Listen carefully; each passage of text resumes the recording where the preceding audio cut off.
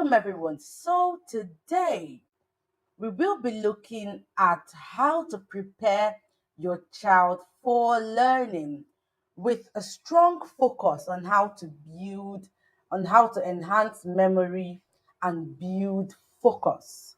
My name is Precious, and I am a team member at the Intentional Parent Academy. Now, the Back to School Masterclass tops the list of my favorite webinars in school because it's come at a particular time where you need it. So the knowledge you'll be getting in these 3 days can propel your child for the new school year. So I don't want you to look at this session as one of those webinars. I want you to enter this class intentionally to grab all the values that you can grab. So today we'll be looking at how to enhance your child's memory and build focus and attention. Now, let's look at the quick presentation flow of what you should expect. Number one, we'll look at why preparing for learning is important. Number two, we'll look at introduction to enhancing memory. Number three, we'll look at strategies for enhancing memory. Please hold on. Okay. Number four would look at individualized strategies, looking at your child as an individual, looking at their learning profile and how to use the strategies to enhance their learning. Then we'll wrap up with the science of focus and distraction, and of course, how to develop this in your child. Now, for quick housekeeping, ensure, like Coach mentioned, ensure you have your writing materials.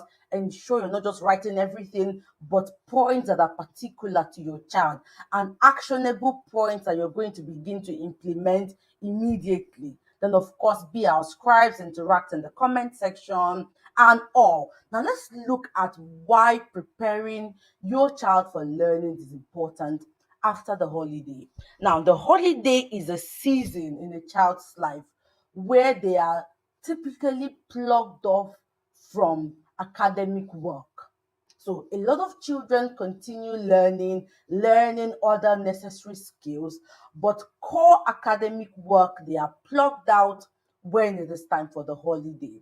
Some children do not get to interact with any learning whatsoever during the holiday. Some spend an ample amount of time playing. Some children travel, there's a disorientation, they move from city to city. Some children get to go for vacations. So the holiday season is a literal plug off from academic work. So when children come back to school, we in the system, we notice that the first week is an adjustment time for children. Some children literally forgot what they learned in the past term. Some children, a lot of attention will be needed, or a lot of work will be needed to build their attention again. Some children will tend to forget the rules and regulations of the school. They forget the school structure. So if you're going to enable your child, what's it called, adjust back to the school setting, you would need to be intentional about it. This is why I really love the idea of the back to school masterclass. Now, why memory and focus? Why are we looking at memory and focus? If I tap um, the 10 major complaints I get from parents around their children struggling with learning, forgetfulness, inability to retain data or retain information, and inability to focus would top the list of the struggles parents would have. And if we look at the struggles generally, not just parents now, that learners have when it has to do with learning that would affect their academics, the top would be inability to retain information. When the teachers teach, they come back the next day, they've forgotten. That is one. Number two would be inability to pay attention. The truth is that a child would not even be able to learn or retain information if they have the inability to pay attention. So this is why these cognitive functions, which are memory and focus, are profound for learning. Now, successful learning depends on the synergy between memory and focus. We find that children with strong memory skills, children with strong retention skills do better in recalling information that they learned in school. They do better in exams. Then also children who have very solid focus muscles or attention muscles, or children who are able to pay concentration in the classroom, we find that they are able to engage better with learning. And of course, if a child is able to, so let's look at concentration and memory as two cognitive functions that are stringed together. If a child is unable to pay attention, we're going to see it as we move further in this class. If a child is unable to pay attention or focus, it would typically affect their ability to retain information. So, focus is important. It works hand in hand with memory. These cognitive functions are integral. They are important. What does memory do? Memory ensures that the knowledge a child gets while learning, then ensure that the data they are learning, then ensure that the concepts that they're exposed to are retained, and they are able to recall it when the child needs that information. Then, of course, what does focus do? Focus facilitates the acquisition of the memory that we're looking at. So it is very, very key and very, very important. Now let's look at memory. What is memory? Memory is a complex cognitive function that involves encoding, storage, and retrieval of information. Now, what is encoding? Encoding is the process of perceiving and learning information.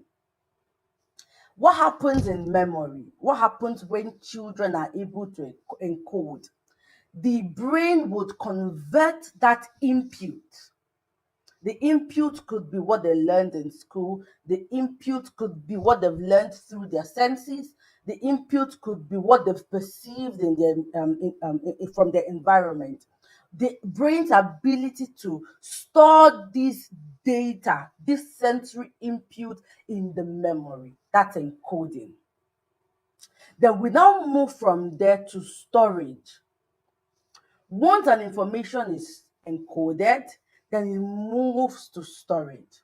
Now, the storage could be the short-term memory, the working memory, the sensory storage, or the long-term memory. Then from the storage, we now move to retrieval.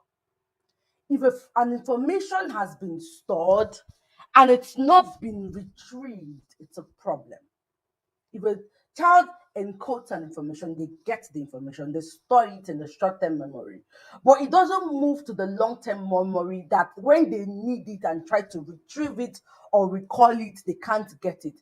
That is where the problem begins. So the goal of this class is to help our learners. I know I have educators here and parents, help our children move whatever they are learning from the short-term memory to the working memory and to the long-term memory. It's only when information moves to the long-term memory that a child is able to recall it. Now, this will take us to looking at how memory works. We've already looked at how memory works, that we move from encoding to storage to retrieval. We move from encoding to storage to retrieval. Now, let's look at the types of memory. We have the sensory memory. This is the initial memory that every child has. It is simply holding information via your senses. So, what you see, what you hear, what you taste, what you smell, what you touch. This is the type of memory that children in early years would use. That is why we always clamor for multisensory learning for children with early years, because they don't just learn by cramming. That is why cramming is not effective in early years. They learn through their senses. So if we are able to make learning multisensory for children in early years, then we've started the work. From the sensory memory, we now move to the short-term memory. Now, this is where information that you're getting, this is where the information you're listening to me now is going. It is going to the short-term memory. It is briefly and temporarily stored. So every information we get is briefly and temporarily stored in the short-term memory. Then from here, we now move to the working memory. Now, the working memory is a subset of the short-term memory. In the working memory, the memory or the information we have in the memory and the working memory are the information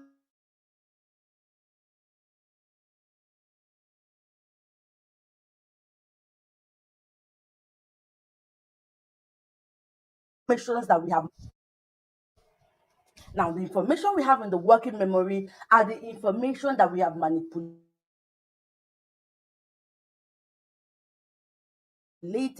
we have over and over again. Now, let me use I don't want to speak over your heads. We're going to get to the point of strategies, but this is just a way of laying foundation. Now, let me give you an example. Imagine somebody describes, we all do this. You're going to an office that has about 10 floors, and this person, or you're going to a hotel that has about 10 floors or has about 200 rooms, and this person says to you, I am in room 105.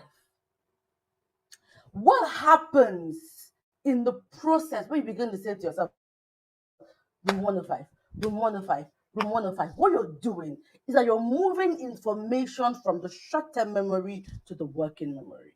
But you find that if you've had that information once, my room is room 105, and you've not done anything intentionally to remember or move that short term information to the working memory, what you will find is that you would typically forget it. So the information that stays in the working memory are the information that we interact with over and over again intentionally. Then, of course, we move to the long-term memory. Here, informations are stored for the longest time. Sometimes these informations are stored potentially for a lifetime, but it is only able to be stored for a lifetime if there was a deliberate effort to move it from the short-term memory to the working memory to the long-term memory. So the goal of this class are strategies that you can use to ensure that information moves from the short-term memory to the working memory. Now, I'm going to ask a question. From your primary to your secondary school days, can someone tell me one information they have never forgotten?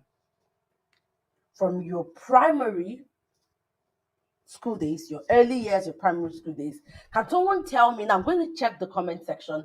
Can someone tell me one information? We were bamboozled with a lot of informations, but a lot of times there is one thing you have never forgotten, and to an extent, you have used that same approach to teach your child.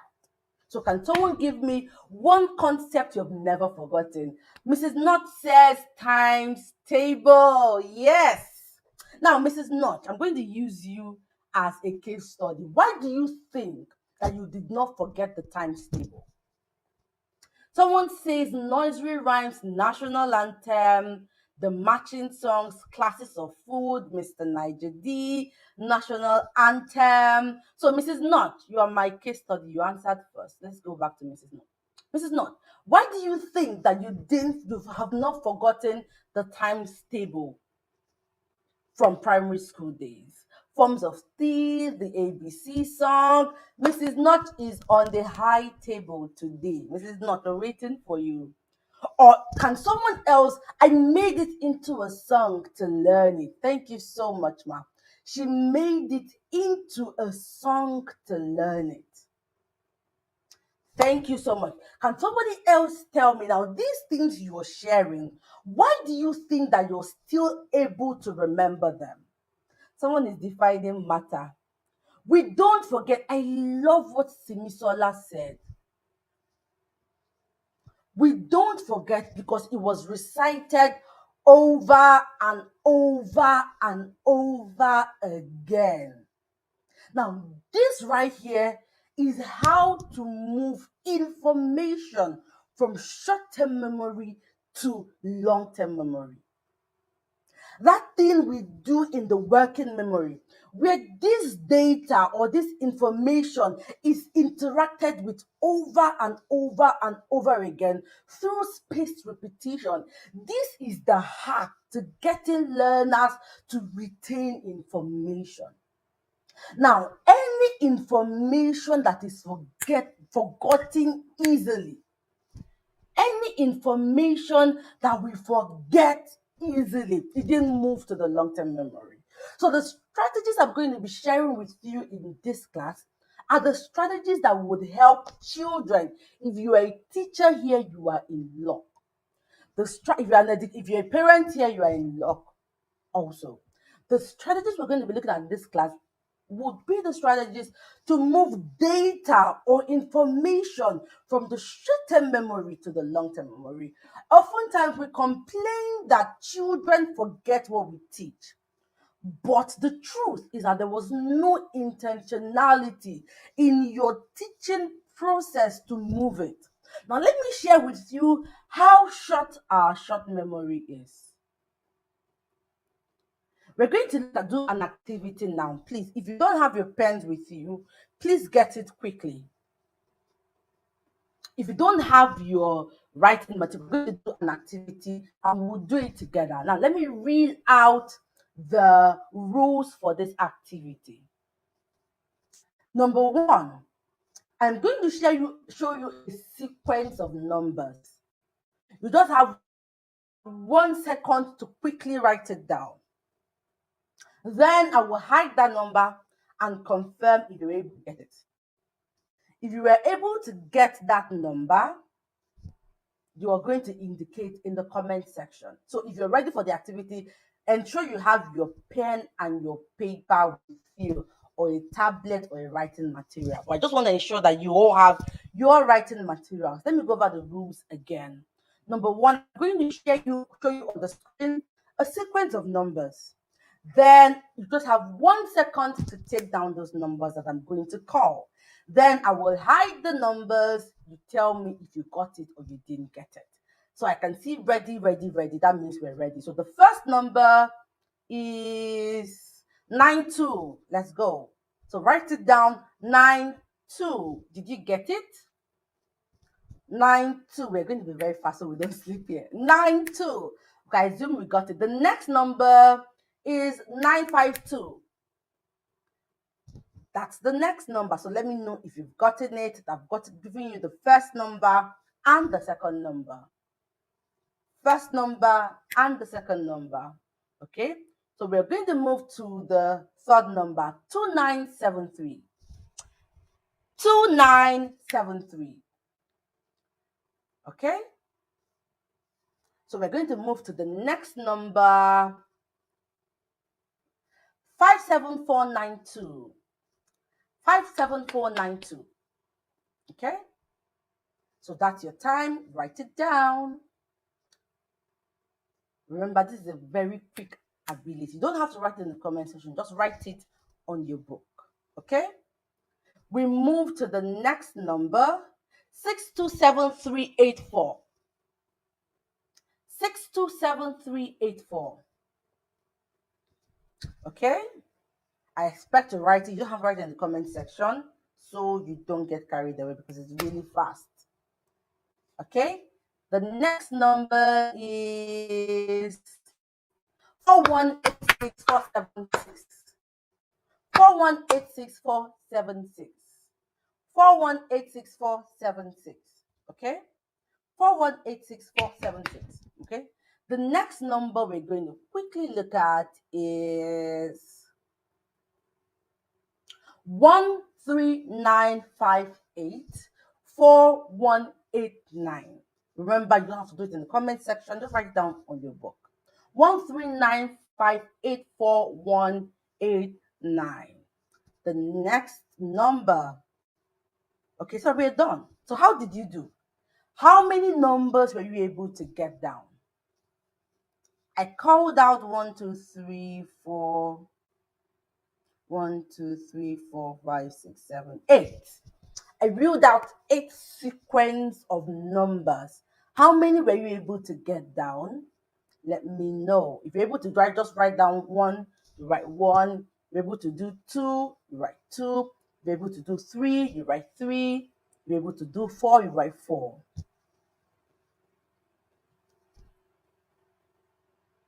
So I can see a lot of people say they got 8, they got 7, they got all. Now, as I called the number, how easy was it for you to remember the numbers?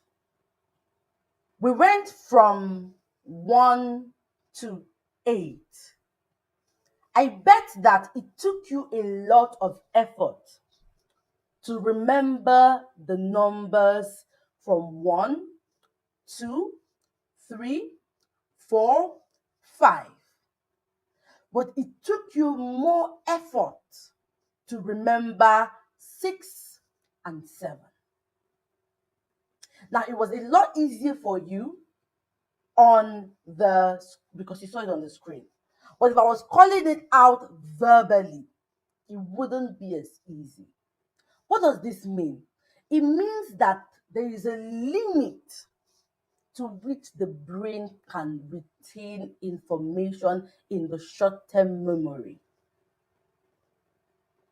There is a limit. In fact, if I was quickly calling series of numbers or I was listing series of processes, I go 1, 2, 3, 4, 5. Once I get to 7, exactly, Mrs. Not says I had to look twice because the longer the numbers were, the level of difficulty increased. This is why if you were to do a dictation, you would do number 1, 2, 3, 4, 5, 6.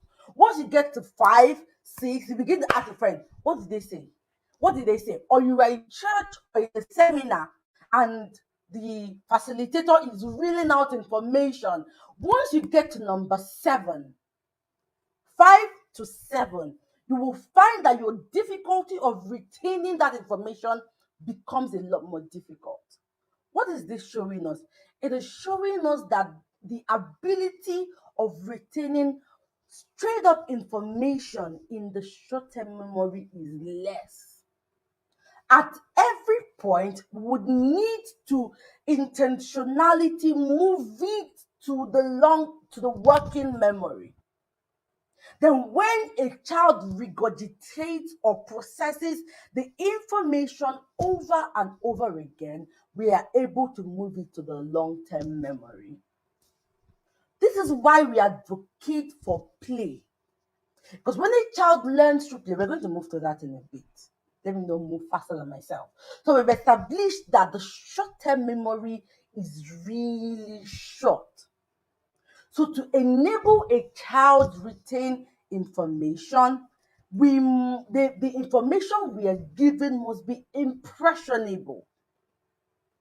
This is why you can't just stand and read out. Now, this even goes beyond teaching and learning and academic work to passing on information to your child.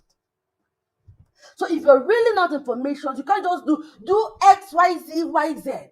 There has to be a deliberate act on your part to reinstate information over and over and over and over again. If we don't want children to keep on forgetting. So let's move to, so what do we do?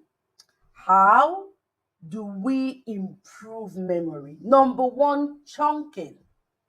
Now, if we were to call out phone numbers, if we were to call out phone numbers, if I go, my phone number is 0000000000000. I bet you forget it. Why do you think that we remember numbers in chunks? Or whether it's your NIN, your social security number, your phone number, why do you think that unconsciously we call these numbers in parts? So if I was to call the phone number, I'll go 0903, I'll go 7728, then I go 799. Why do you think we do that? That simply is what we call chunking. It is a strategy that we can use to break information into smaller, more manageable groups. So if we're teaching a child to define a concept, instead of going all, a noun is the name of a person, animal, place, or thing. Instead of going all straight, you could chunk it, break it down. A noun is the name of a person, you take a pause. Animal, you take a pause. Place or thing.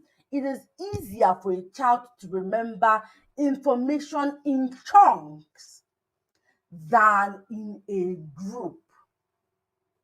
Why does this happen? Because chunking relies on pattern recognition.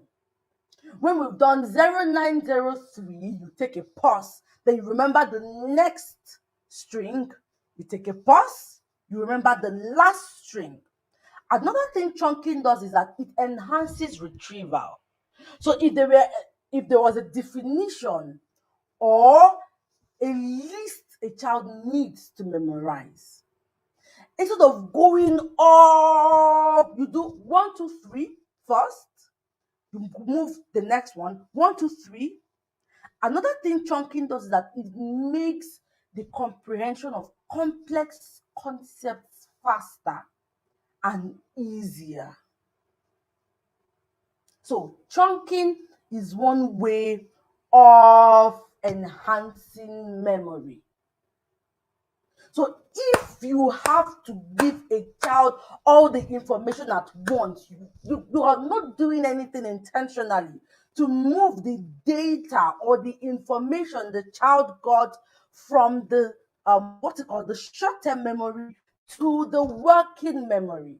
So chunking works to help retrieval, to aid comprehension, and for pattern recognition. It also helps to reduce cognitive load. It helps to reduce the bulk of information because the short-term memory is very short. It's in seconds. If you don't do anything to process the information to the working memory, you're going to forget it. That is why you don't remember anybody's phone number. You have not intentionally learned. But if you've intentionally tried to learn your spouse's phone number, you typically remember it. Okay?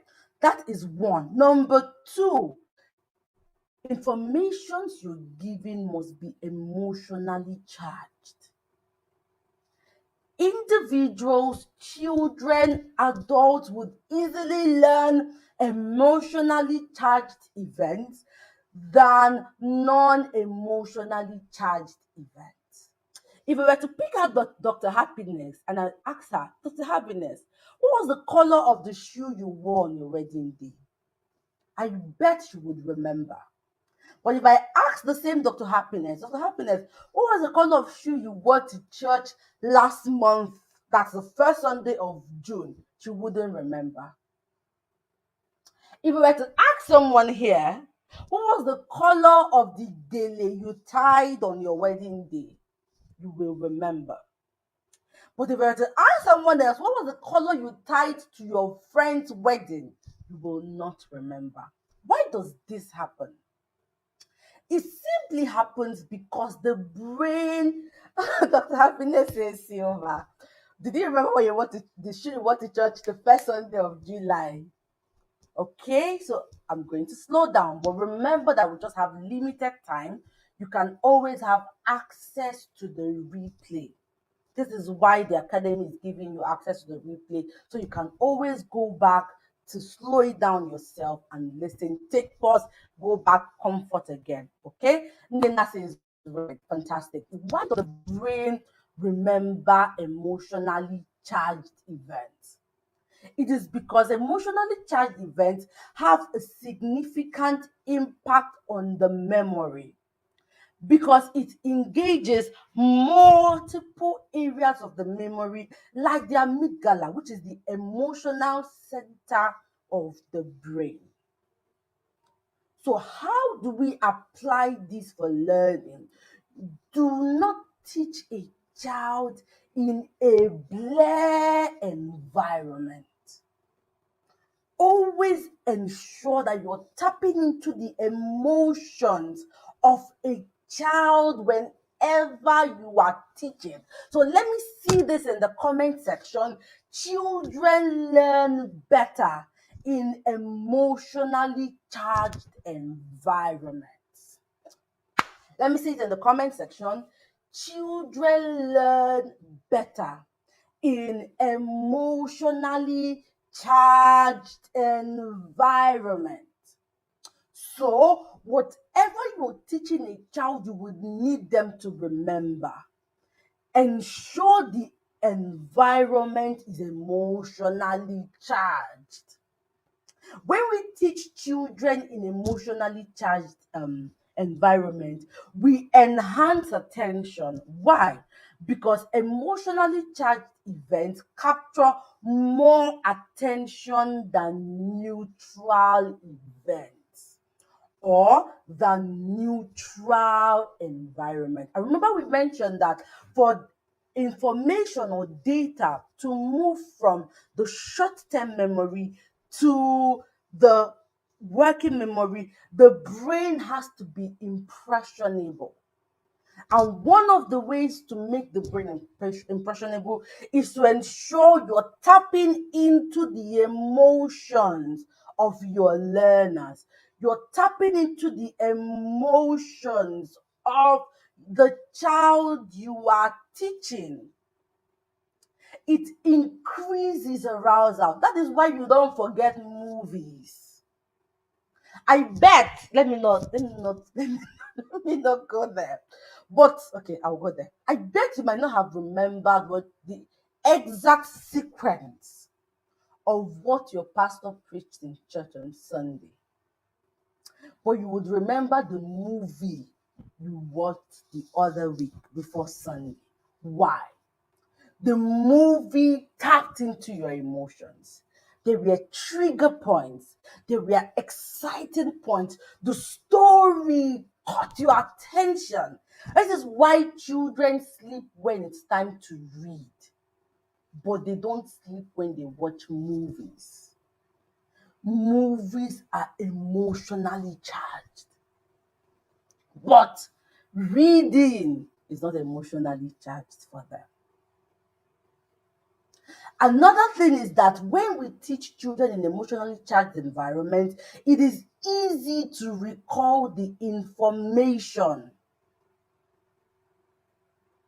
It is easy to recall the information. So I have people asking examples of emotionally charged environments. Number one, use stories. Anything that taps into the emotions of a child. That is, so whether it's through stories, whether it's through kinesthetic activities, dancing, illustrations, humor.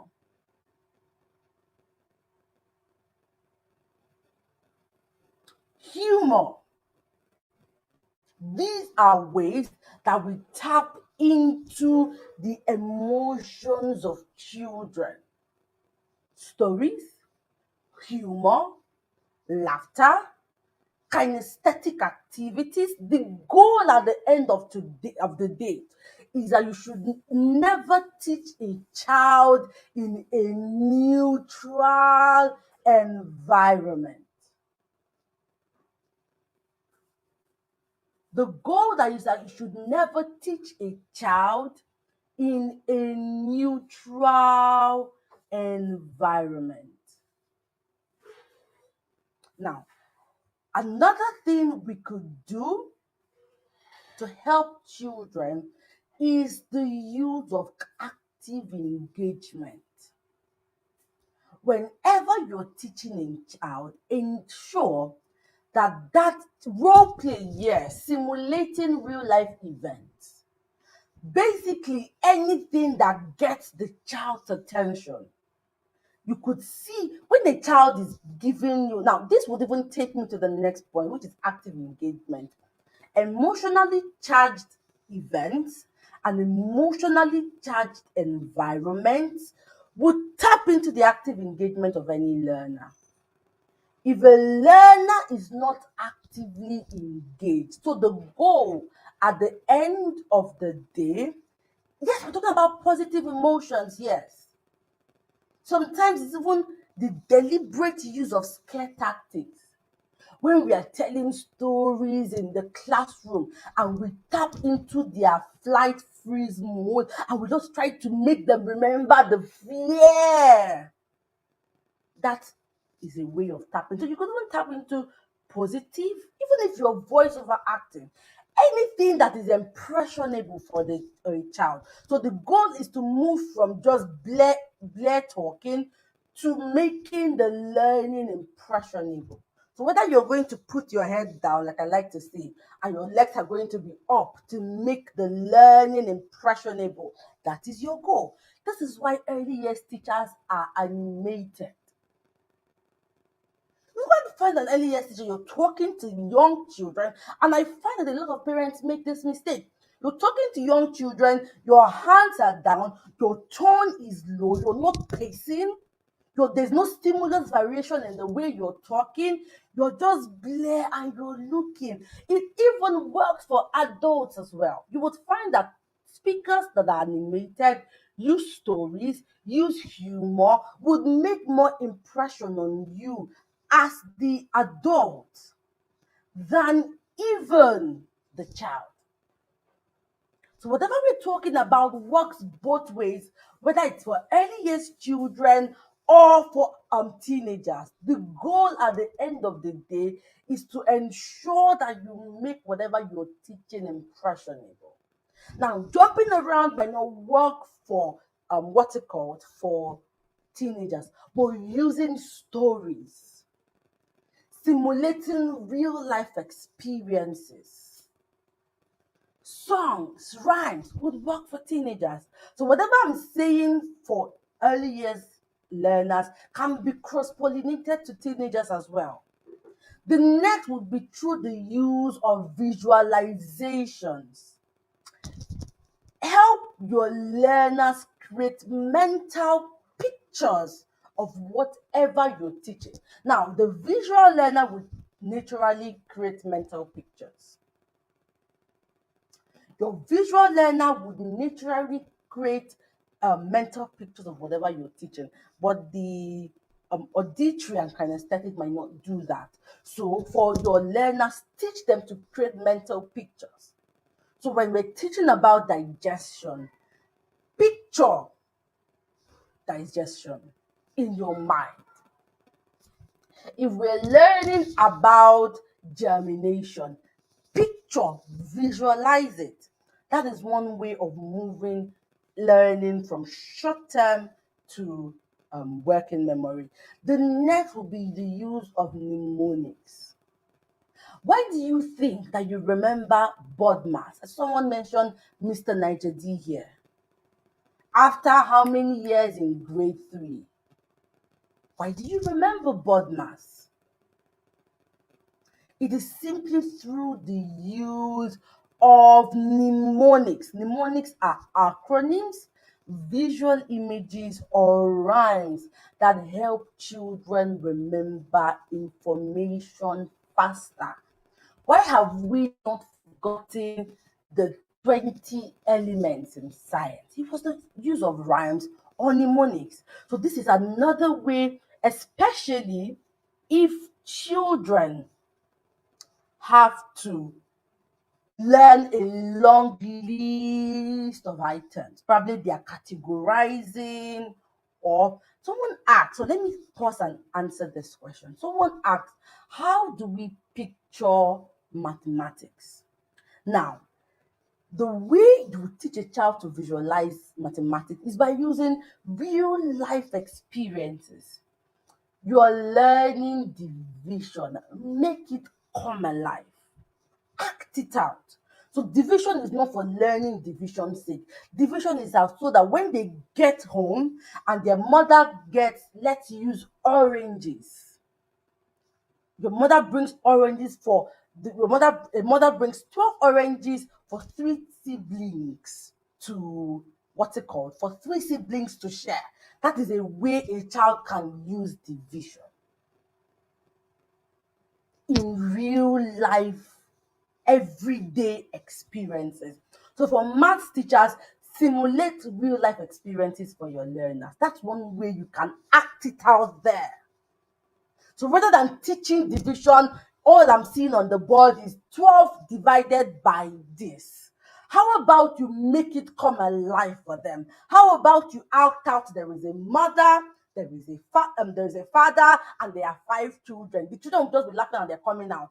How about you intentionally get the orange into the classroom and have them share it? That's a way. We could simulate any, right? We could simulate down to multiplication tables. Down to multiplication tables, we can simulate real life experience. I've just given you one example. Now, looking at your scheme for the term, now think of ways you can simulate real life experiences. If you do this, your learners will learn faster than they would if all you were doing is just theorizing or teaching abstract concepts. So the goal of enabling children retain memory is to move whatever concept you're teaching from abstract to concrete. They must be able to know how we can use this in math, in day-to-day learning and day-to-day activities. So Mrs. Knott is saying that atomic table, yes. The next would be rhymes and music. The next would be rhymes and music. I had this um, video I wanted to play. I don't know if I'm able to do it, but I could just tell the story now. It was a video that trended on, I think, on TikTok of a core member in a what's it called? A core member in a government secondary school, a very typical government secondary school, where we know that the learning there is questionable. We have children playing, we have children making noise. Now that what's it called? That um core member was teaching the students, I think SS1, of political parties. That like they learned the whole concept of political parties using the beat of a very popular Afrobeat, Nigerian Afrobeat song. Now, in that video, if you looked at the someone has said they've watched it. Thank you. If you look at the faces of those learners, from the huge ones to the small ones, children or teenagers in this case, that makes you, that would on a very normal day, they wouldn't even pay a single attention. These guys, their facial expressions, the way they are in the classroom, the way they paid attention, everybody was involved. Why? This teacher created an emotionally charged environment using music. So anything you find that your child is finding it difficult to remember, turn it to a song. Why do we still remember Baba Black Sheep? Not because your child is singing it now, but why do we remember? Why do we? I saw this screenshot from Instagram where where people were asked the right spelling of hippopotamus. And under that this thing, someone said, what was that thing the person said? Whether I can't remember, but it simply means that I dare you to remember the spelling of hippopotamus without HIP for the hip, like that. Now, why do we remember hippopotamus just from HIP for the hip? Why do we remember the national anthem? Even if probably a lot of us have not been in the settings where national anthems are sung over and over and over again. The use of music. This is powerful. From with music, we could move information from the short-term memory to the working memory, from the working memory to the long-term memory in a way that it is easy for your child. So using music is super important. The next way is through spaced repetitions. We need to move to focus quickly so we can cover up before we're done. Everyone, let me see this in the comment section. Spaced repetitions. Now, I saw this TEDx talk about the characters that the top students of a particular university in the US use. Now, they asked in that session that if we were to ask what is this conversation is distracting me. Let me close it. Now, if we were to ask what is the number one trait of learners who do well in school. Everyone saying they're high IQ, intelligence, blah, blah, blah. Now, this research found that the students who did well in core academic competencies, they used spaced repetition. What does this mean? It means that after learning, when most students will close up their notebooks, when most students will pack up their notebook and never interact with that information again till when it is time for exams. These high flying students had the habit of spaced repetitions. So immediately before 24 hours that the lecture was taught, they looked at the material again. In short, they looked at the material again over and over and over again. Now, let me ask a question. From what you've learned in this session so far, what do you think happened? What did they do? When they repeated, if it was maths, they did a lot of practice exams. If it was examination, they looked at a lot of past questions. Why do you even think that the content of past questions happens? It's simple, space repetitions. When a child is interacting with information over and over again, instead of just looking at it once, they close it up till exam, which is one thing that we find happening in schools. A lecture is taught once, we close it up. We open it up 1 week to exam. This is one way that high flying students thrive. This is one way they succeed. Spaced repetitions. Spaced repetitions. Repeating the concept over and over and over again. Spaced repetition is one of the study skills you can use for your child. You can begin to teach your child. Doing well in school is not just around IQ. Putting in the effort, in this case, space repetition, one. Yes, yes, yes. Thank you, Dr. Happiness. They move the information through space repetition from short-term memory to working memory, then to long-term memory. So no matter how the teacher asks the question, they are able to address it head on. Why? They have interacted it with it over and over again. Do you now see why learners struggle in school? Do you now see why your child is struggling in school? They interact with the material just when the teacher is teaching, especially when that concept is a little bit difficult.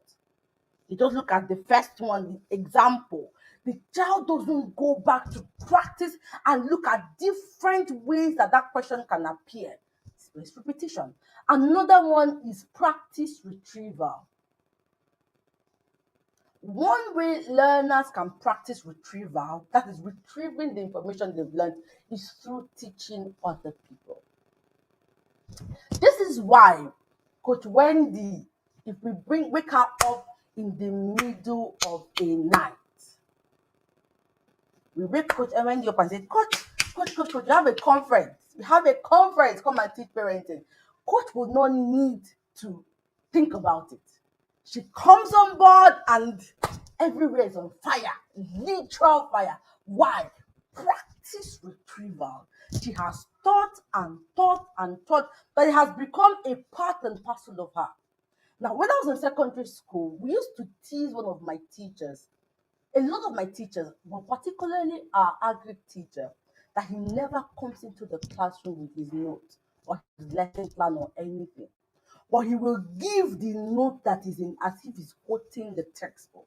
We were so fascinated as young learners, like he was a genius to us. I remember we were so fascinated by Mr. Aswelemen. That was his name. We were so fascinated by this man. Now, do you understand why? Do you now know why? But many schools don't allow children come home with their books until a week to test. Take it up with the school, especially if you have older learners. Please take it up with them. Take it up with them. Thank you. The next would be practice retrieval. Practice retrieval. On your child's own, simulate an environment where they come to teach you, what they have studied. This will take the information they've studied from the, what's it called? From the short-term memory to the long-term memory and to the long-term memory. This is also what happens when children practice a lot of exam questions. Okay? um Thank you. This is what children do when they do a lot of quiz test exam questions. They do summaries on their own. They ask themselves questions. This is why a lot of parents even do this, but they don't know what they're doing. Now you understand what you're doing, and this is in a quick way how to improve memory. Now, for your auditory learners, rhymes and mnemonics is a way to get them. For your auditory learners, rhymes and mnemonics. For your kinesthetic learners, we have a lot of kinesthetic hands-on activities, use of gestures, role playing, simulating gestures and movement. That is why for those of us who have children as toddlers, if you know the Jolly Phonics program, this is why we use actions. So we talk about we talk about the. This is why we use rhymes. Answer my answer my This is why we use stories. We are tapping into the multi-sensory makeup of your child. So if you have kinesthetic learners, role playing, hands-on learning, gestures and movement is a way to consolidate memory for them. If you have auditory learners, verbal repetition, repeating what they've learned over and over again, listening, what's it called? Rhymes and mnemonics, discussions and debates. That's a way of getting your auditory learners. Then for your visual learners, visualizations. Mind mapping. Coach thought about mind mapping. I don't think, no, it wasn't here. It was in the learning style course. Please go back. I don't have time for that. Please go back to your learning style course. If you've not gotten it, the academy will share details. It really comes in really handy. The learning, it works well with the back to school masterclass. Okay, in the inner circle as well, we share these details with you. So if you've not joined the inner circle, permit me to ask the question, what are you doing? The inner circle shares the strategies with you over and over and over again. We have visual aids, visual flashcards, wall charts, flip charts, visualization. These are ways we can help improve the memory of our children, specifically putting into cognizance their learning styles. Now, I hope you found this session valuable so far. In the next couple of minutes, we're going to move to the science of focus and distraction. The science of focus and distraction. Now, I know that a lot of parents here struggle, have children rather, who are struggling with focus and attention. We have a lot of parents with children who are struggling with focus and attention. I hope that in the next couple of minutes, I'm able to um, share the strategies with you. Now, focus and concentration or attention are cognitive skills that enables individuals direct their attention and mental resources to a particular task. Now, the skills for attention is very important, not just for academics, but pivotal in everyday life. A lot of individuals are not able to turn in their work because they can't pay attention. So, we're not just talking about improving your child's focus and attention because of school. We're also looking at enabling them thrive, particularly because of the use of technology and media. A lot of individuals, people can no longer do tasks if there is no dopamine high. So you find that the task is boring, you pick up your phone. We have a lot of young people. That is why we are asking you to reduce screen time. Now, this is what I was explaining to someone a long some time ago.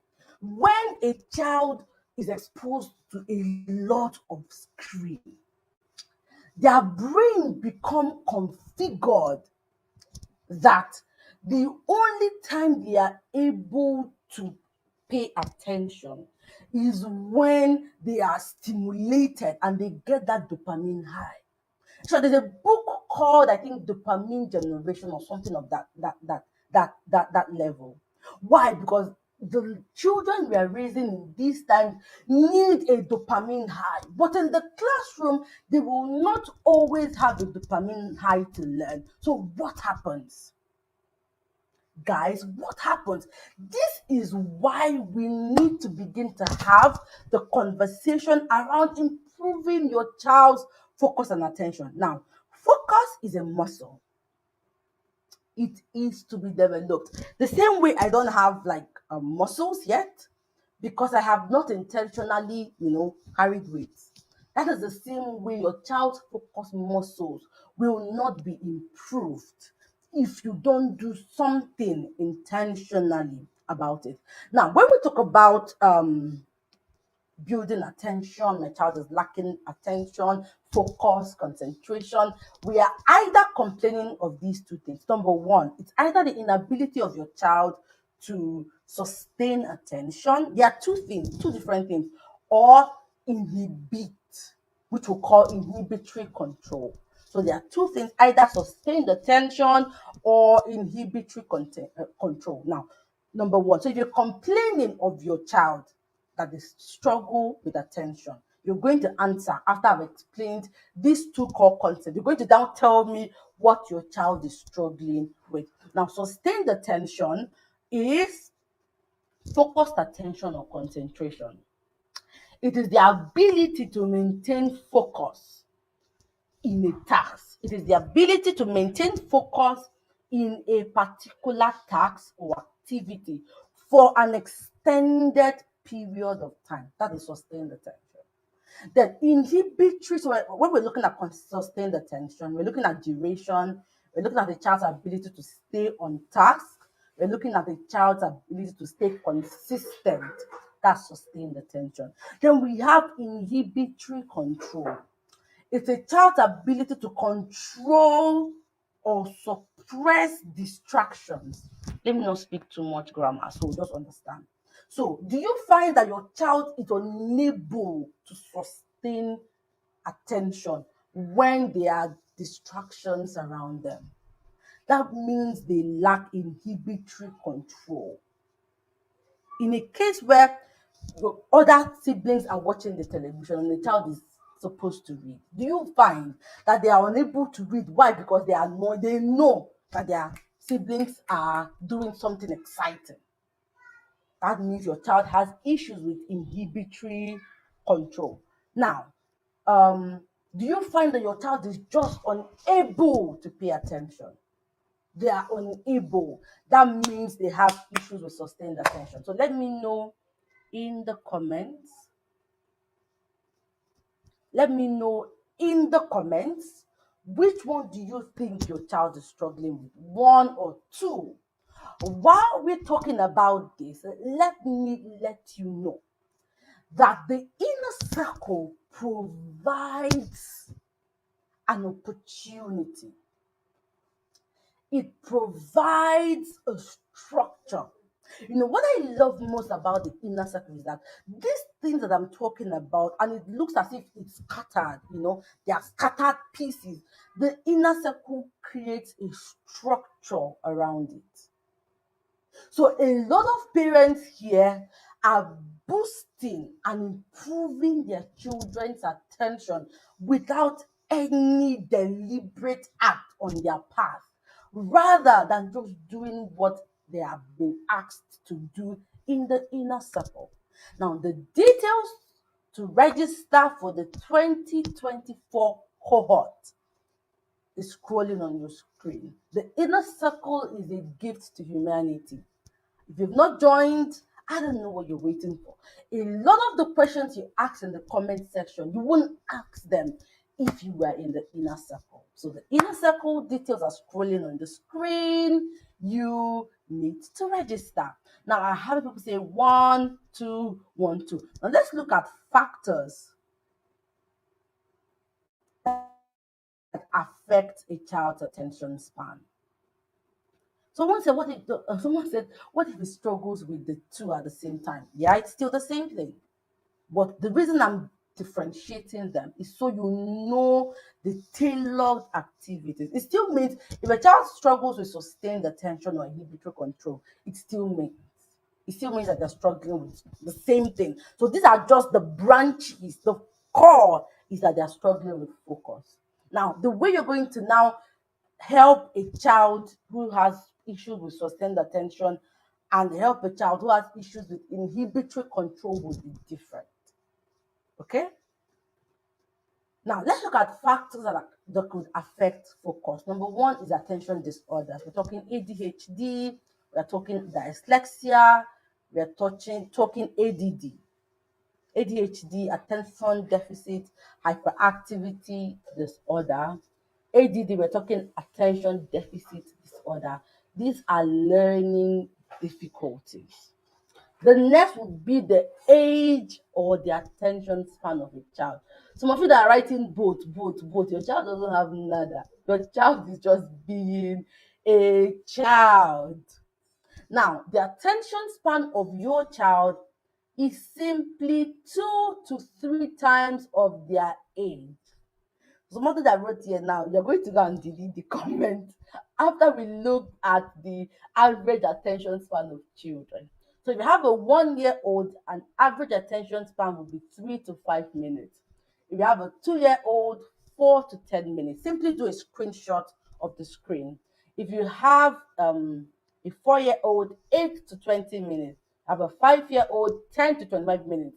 So how you solve this is simply do times 2 of your child's age. My daughter is 4, so we're looking at 8 to 20 minutes. That is a child's attention span. So if your child's attention span is lower than this, from the age of 5, not to worry, I'll also share it to the group, please. Okay? I'll share it to the group. Please. I see that the screen is blurry. So sorry, the image resolution was low. Apologies for that. So if you have children, look at the attention spans we have on the screen, then that is how you know to navigate it. If you have a 6-year-old who you're expecting to sit still for 1 hour, you're being inconsiderate of your child. Now, the next attention factor could be their developmental age. You can't expect a 5-year-old to have an attention span like that of a 10-year-old. Another one would be environmental distractions. That could be, this is for people who have inhibitory, have issues with inhibitory control. The next is personality and temperament. If you've attended the learning style course, coach would mention that children who are kinesthetic learners and are sanguine will struggle. They don't have any ADD, they don't have any attention disorders, but because of their genetic makeup, they will struggle naturally with attention. So if you have a some of us are complaining, we just have children who have a blend of sanguine, they're extroverted and they are kinesthetic learners. This is to be expected. It is to be expected.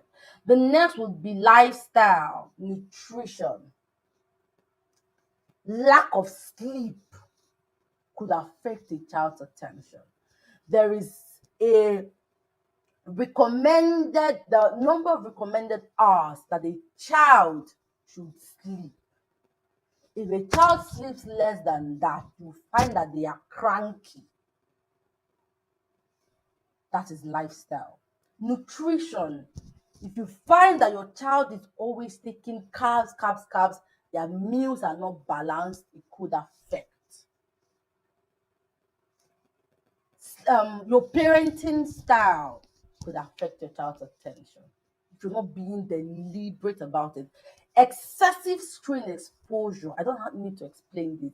We talked about it that a lot of children, because of screen, they rely on what we would call a dopamine high. They just always need activities that junk food, yes. Mrs. Not says junk food. Junk food, yes. So you want to look at nutrition. Do they sleep? My child doesn't like to sleep. Please do everything they need to. That's why we talked about parenting, your parenting style, your parenting structure, the routines in your home. A lot of children are overstimulated. Okay, a lot of children are overstimulated. Jury says, I guess I'm over expecting. Yes, you are over expecting. You are. I find that a lot of parents over expect. So your child might just not be struggling with focus, but you just want them to act like adults. Someone asked the question, someone asked the question that I'm talking about screen time. What of schools that expect children to do their assignments on the screen? You would just need to regulate the hours. So your child doesn't have access to the screen and you think they are doing their home work or their assignment, but at the same time, they have wandered away. So create structures around it. Ensure that the device your child is using for the assignment is in a high traffic area. So they know that you're just going to come out at any time. Okay, they just know you're going to come out and it just keeps them accountable, especially if you've not put up that structure early enough. So let's look at how to improve focus and attention. How to improve focus and attention. Now, there are a number of things you can do, but for the purpose of this class, now, coach also has resources in the Tuesday live on how to build focus and attention. That is why I'm not going to spend a lot of time. Simply go through our weekly Tuesday live. There's a webinar there. You can listen to that and get how. But for the first of this class, so we'll wrap up. We've already outshoot our time. Simply going to look at mindfulness. We're going to look at mindfulness. Now, mindfulness is the practice that can help a child learn to control their thoughts and stay present in the moment. The reason why a lot of learners they dream, the reason why a lot of learners, they dream, they are thinking, the teacher is there. And when we talk about attention, we're not talking about what's called hyperactivity, where a child is moving about. It could be one of the ways that you could tell that the child has issues with attention. But for some children, they might be sitting still, they are looking at the teacher, but when you try to retrieve what they've been told, they can't see anything. Why? They were thinking. They couldn't control their thoughts. So that's why we have children who are daydreaming. So in mindfulness, we help children control their thoughts and stay present in the moment. Now, how do we improve mindfulness? It is simply through the use of mindfulness activities. One activity could simply be through breathing. Practice breathing. Now, let us even practice it here. Now, take a very deep breath slowly, release fast. This is one practice that we can use. So when a child is distracted in the classroom, this is one thing you could do. Take a very slow breath, release fast. Another way, take a very slow breath, release slowly. The rush of air into the lungs is a way of, if a child is distracted or they are overwhelmed or they are oversensitized, that is one way that we could teach them to pay attention. Let's do it again. Take a slow breath, release it slowly. So we have three ways. Take a slow breath, release slowly. Take a slow breath, release fast. Another one, take a slow breath, release and puff. It's a way of improving the attention of a child who is easily distracted. The next one could be through what we would call body scan. Simply ask a child to scan one part of their body intentionally. It could be just to pick up their fingers and just look at it. Teach them to notice the fingerprints and the details on their fingers. That is one way. So you find that the child is distracted, let them have a body scan. They should just take a look at a part of their body and spend some seconds just looking at it. That's a way you could call back their attention. Another one is through what we do regularly in the academy, mindful coloring. When you provide coloring sheets, coloring worksheets, crayons, and have a child color mindfully, focusing on the colors, the patterns. It's a way of practicing their attention. Mindful coloring, painting, building block puzzles, anything that would have a child sit still and focus on an activity. That's a way. Another way is through exploring nature. Take a walk with your child and lead them to notice the flowers, the sounds. You could collect stones, just have them be present. Now, mindfulness is simply practicing the ability or the capacity to stay present in the now. That's a way we could practice. Another one is through soft music for children that are not distracted by music. Another one is through sensorial activities. Have them mold clay, play doh, something came to my mind, slime, Water beads, age appropriate, please. Each of these activities, please ensure they are age appropriate. These things are sensorial activities that would enable a child just pay attention to what they're doing. Like that. Remember, I said that attention or focus is a muscle that we can build with time. The next would be through mindful listening. These activities are not just